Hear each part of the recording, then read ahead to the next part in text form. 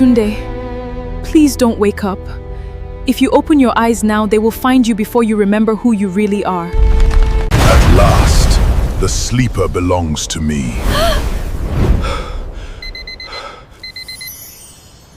Tunde sat upright, breathing heavily as he stared at the glowing white feather in his shaking hand. He rubbed his eyes, hoping it would disappear, but it remained warm and real. Before he could understand it, his old alarm rang again, reminding him he was already late for work. He slipped the feather into his pocket and hurried outside.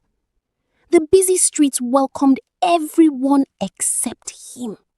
People bumped into his shoulders without apologizing.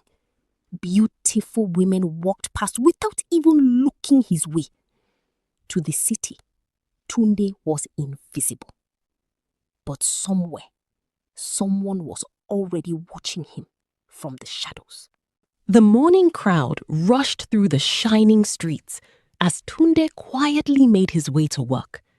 Giant glass towers touched the clouds while expensive cars glided past him. Well-dressed people laughed together, but nobody invited him into their conversations. At the entrance to a luxury cafe, a young woman accidentally dropped her phone. Tunde quickly picked it up and returned it with a smile. She looked at his worn work badge, frowned, grabbed the phone without saying thank you, and walked away. Tunde forced a smile and continued walking, never noticing the strange silver-eyed old man watching his every step. Tunde reached the delivery office just as the manager began shouting at the late workers. He quietly apologized and collected his packages without arguing. As he turned to leave, the silver-eyed old man from the street stepped inside. His clothes looked ordinary, but his eyes shone with a strange light. He smiled gently and said, "Good morning, Tunde Adeyemi." Tunde froze. He had never seen the man before. "Do I know you?" he asked. The old man chuckled softly. "Not yet," he replied. "But the princess has been waiting for you much longer than you know." Tunde's heart skipped a beat. Tunde stared at the old man, but before he could ask another question, a loud truck horn echoed outside. He turned for only a second.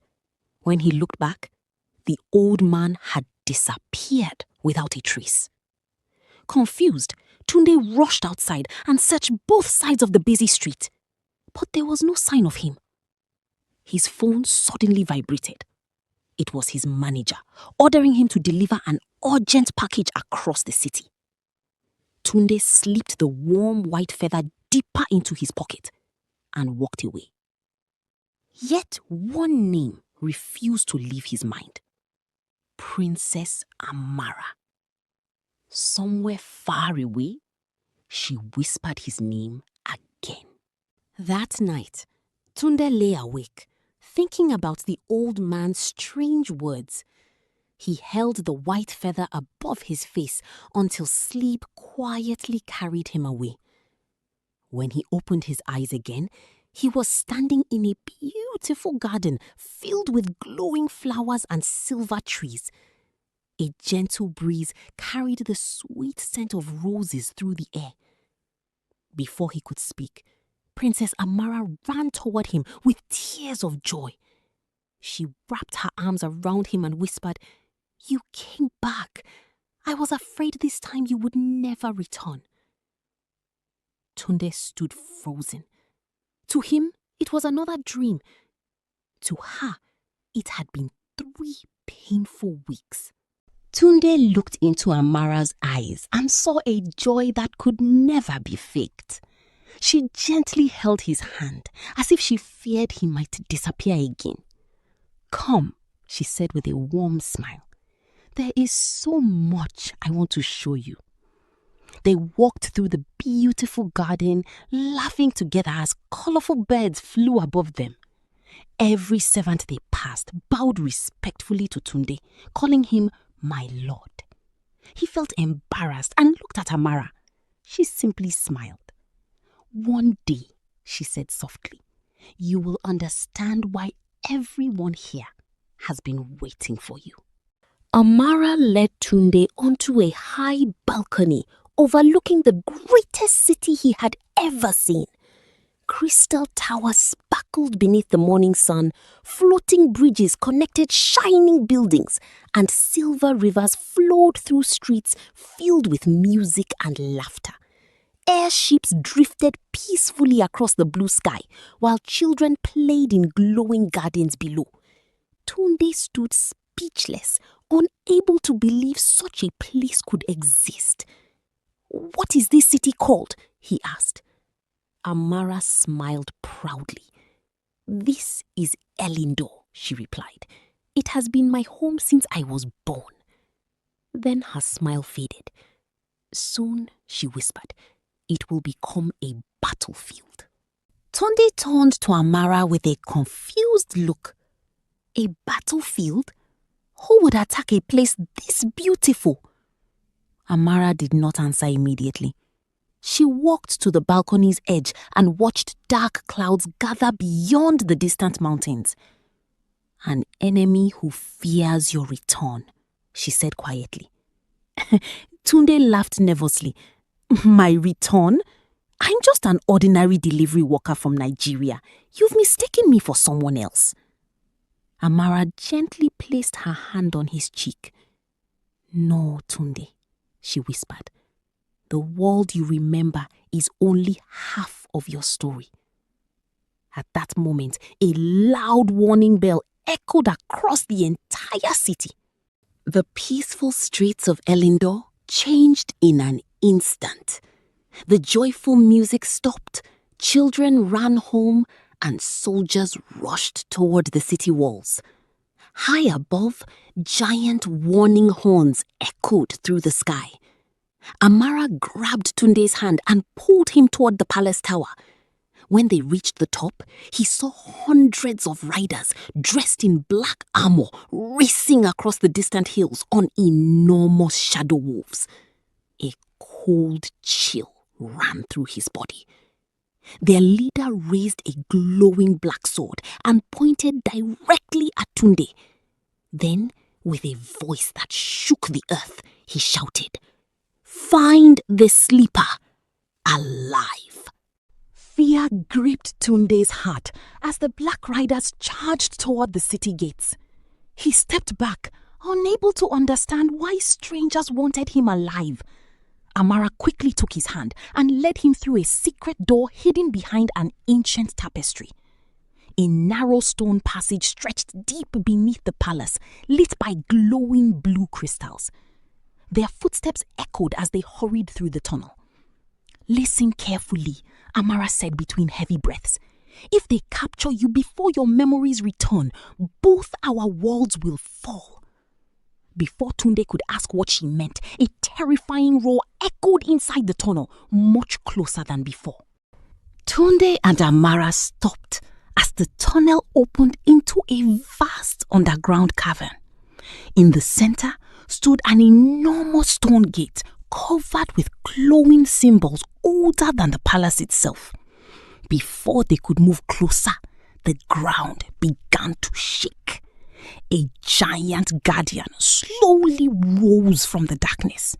It looked like a lion carved from black stone with glowing blue eyes and a mane that shimmered like fire. Tunde's heart pounded as the creature stared directly at him. Then, instead of attacking, it bowed its head and spoke in a deep voice. "Welcome home." Tunde stepped back in disbelief. "You must be mistaken," he said, his voice shaking. "I'm not a king. I'm just a delivery worker from Nigeria." The stone guardian slowly lifted its head. "A crown forgotten is still a crown," it replied. It touched the ancient gate with one massive paw. The glowing symbol suddenly came alive, spreading across the stone like streams of golden light. The gate rumbled open by itself. A warm wind rushed from the darkness beyond, carrying voices that whispered Tunde's name. Amara smiled through her tears. The gate has remembered you, even if you have not remembered yourself. Beyond the gate stood a magnificent hall filled with hundreds of glowing mirrors. Each mirror shimmered with moving images instead of reflections. Tunde slowly walked closer and gasped. One mirror showed him as a little boy laughing with Princess Amara beside a crystal lake. Another showed him training with a shining sword while royal guards cheered. "This can't be real," he whispered. Amara gently held his hand. "These are not dreams or illusions," she said. "They are your lost memories." Suddenly, every mirror turned dark at once. A cold voice echoed through the hall. "He is remembering. Destroy him before it is too late." A thick black mist poured into the hall of memories, swallowing the glowing mirrors one by one. The air became freezing cold. Tunde instinctively stepped in front of Amara, even though fear shook his entire body. From the darkness emerged a tall figure wearing black armor that seemed to absorb every ray of light. His glowing crimson eyes never left Tunde. The Shadow Emperor smiled calmly. "After all these years," he said, "I have finally found you." He raised one hand and every mirror shattered at once. "Now tell me, Tunde, will you remember who you are? Or will you die as the man you think you are?" The shattered mirrors crashed across the floor like falling stars. Tunde's heart raced as the Shadow Emperor slowly walked closer. Suddenly, a brilliant golden light burst from the center of the hall. An ancient sword rose into the air, surrounded by glowing symbols. It flew past Amara and stopped directly in front of Tunde. Everyone froze. Even the Shadow Emperor's confident smile disappeared. "Impossible," he whispered. "The king's sword has accepted him." Tunde hesitated, then wrapped his trembling fingers around the glowing handle. The moment he touched it, a powerful wave of light exploded through the entire hall. The golden light swallowed everything around Tunde. He no longer saw the hall, the sword, or the Shadow Emperor. Instead, he stood on the highest tower of Elyndor many years earlier. A younger Amara was crying as a man wearing a golden crown placed his hands on Tunde's shoulders.